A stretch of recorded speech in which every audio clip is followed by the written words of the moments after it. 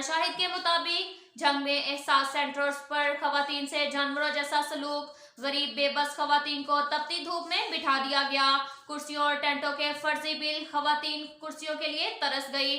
तफसीलात के मुताबिक जंग में बनाए एहसास सेंटर्स में खवातीन से इंतहाई हद तक अमेज सलूक किया गया।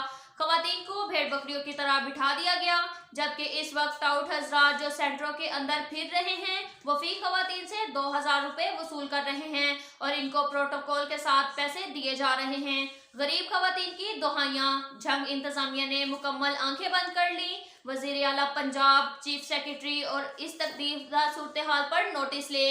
अब तक के लिए इतना ही काफी है। मिलते हैं अगले बुलेटिन में, हमारे साथ रहिएगा। अल्लाह हाफिज।